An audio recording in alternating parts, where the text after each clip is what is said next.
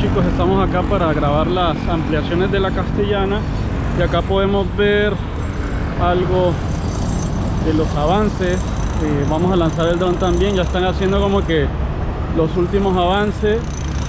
Acá estoy en la calle, voy a tratar de no entrar porque hay un ingeniero ahí que siempre que uno viene a grabar se pone pesado con ese tema. No voy a cruzar rápido porque acá en la vía expresa sur ya quitaron el semáforo porque ya colocaron los puentes peatonales, y quiero hacer unas tomas acá del Bobcat sin acercarme mucho porque es increíble lo que pasa en el colegio Hiram Bingham.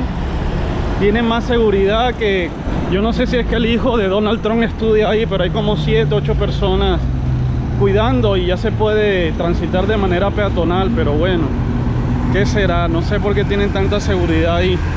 ¿Quién será que estudia ahí que es tan importante? La verdad no creo que nadie sea tan importante como para tener tanta seguridad. Entonces, acá podemos ver de que está el Bobcat.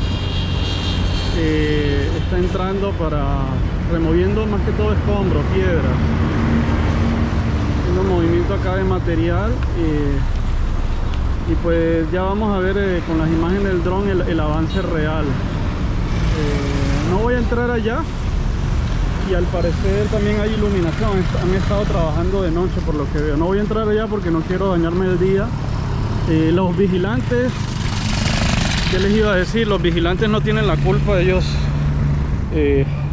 cumplen órdenes, y ya me voy retirando. Espero que vean las imágenes y les guste el video. Ahí les voy a dejar mi YAPE para las personas que quieren seguir apoyando el canal, y les mando un fuerte abrazo. Cuídense mucho, chicos, hasta luego.